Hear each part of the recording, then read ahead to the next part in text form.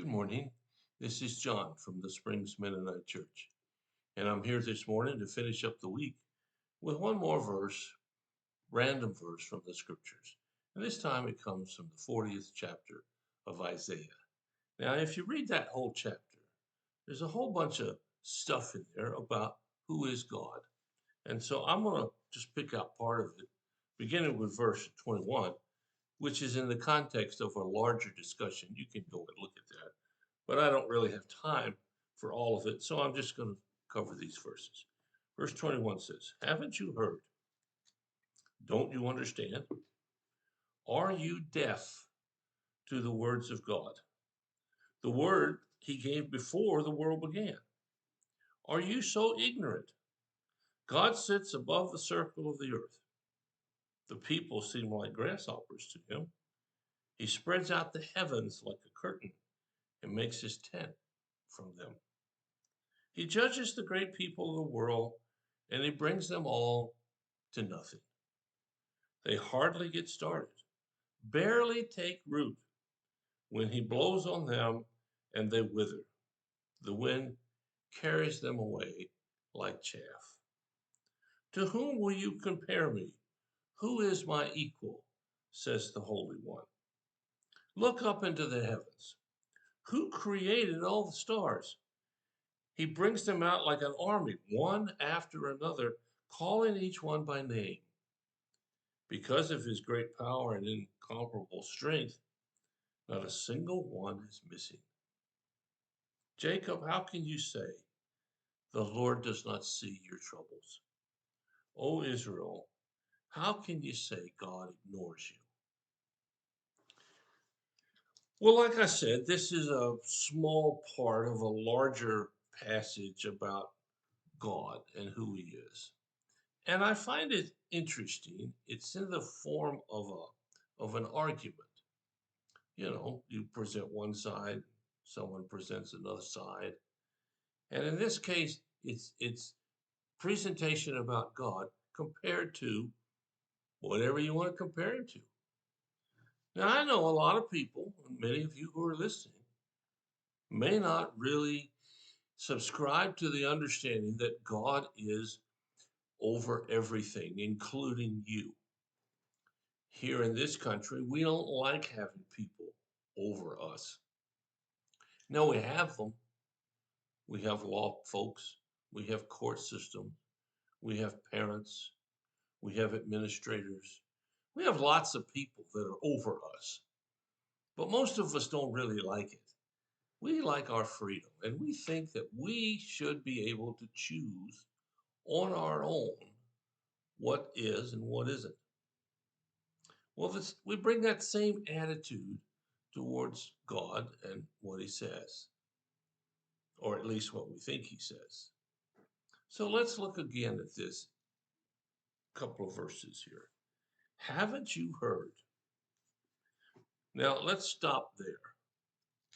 Is there anyone listening to me today who can honestly say they have never heard about who God is? Now, there may be some specific understandings in a particular denomination that you've never heard of. But is there anyone really who's never heard about God?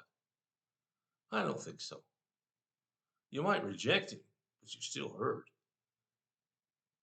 I remember in graduate school, a professor of mine said that, well, if there is a God, I'm mad at him. And I thought, well, what are you mad at? Someone that you don't think exists. Truth is, he did think he existed. And I don't know why I was mad at him, but that's what he said. And it goes on to say, don't you understand? Are you deaf to the words of God?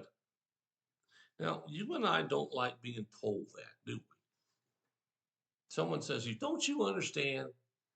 I mean, our first responses are our hair sticks up and we kind of get in a tense mood. How dare you say that to me? Now, that's different than saying, do you understand what I'm trying to say here? Like a teacher does to a student. Now, this is a defiant. Don't you understand? Have you really not heard God or heard about God? And then he goes on and says, are you deaf to the words of God? In other words, have you closed your ears towards him? Well, some people have. But it goes on, it doesn't stop there. It says, he gave his words before the world began. Are you so ignorant? Now, there's a difference between being ignorant and being stupid. Ignorant means that you don't know and you do the wrong thing.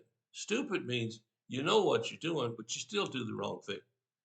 And so here he says, are you ignorant? Do you really, really not know? Well, the passage goes on, says a whole bunch of things that he does, and he brings out the stars and the heavens and so on and so forth. And then he gets down to the verse 25. He says, to whom will you compare me? Who is my equal? Says the Holy One.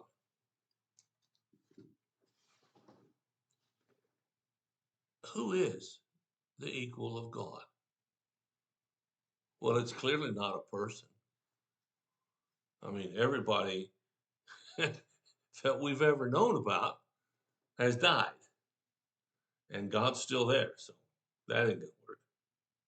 Is it something like possessions and money and things like that? I doubt it. I mean, it talks about heaven has streets of gold.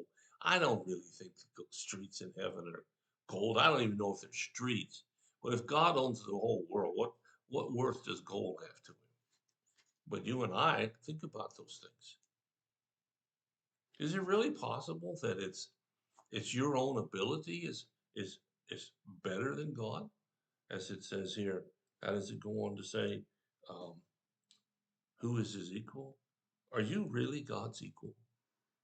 Do you really think you know it all? Well, I know there's some know-it-alls out there. I've run into a few of them, but they don't know nearly as much as God does. And he goes on and on and on, and finally he comes down to this last part where he says, Jacob, how can you say that the Lord doesn't see your troubles? Israel, how can you say God ignores you? Troubles are difficult. Sometimes they're huge, humongous, almost impossible to bear. But even with those, and the notion about God who's created everything, God says, how can you say, I won't listen to you? Do you hear God arguing, in a sense, saying, hey, look, if this, of course I'm interested in your troubles.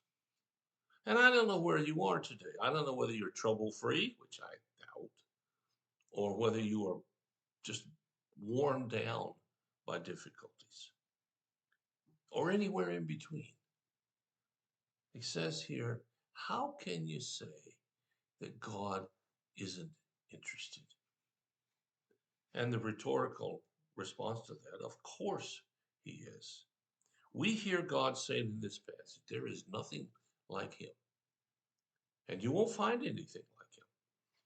You won't even find him like what you think he is. He's much bigger than that. But how can you think, according to God, that he's not going to listen to you? Well, if that's not encouraging to you, I don't know what is. God himself is saying, I'm going to be there with you. And wherever that is, whatever that means, you can get through it. So I hope you have a good day. Hope you have a great weekend. If you have a need or concern, let us know. We'll do whatever we can as fast as we can to help meet your needs. But until that time comes, or until we meet again on Monday, may the blessings of God fill you, your family, and your whole home. Take care. I'll talk to you again.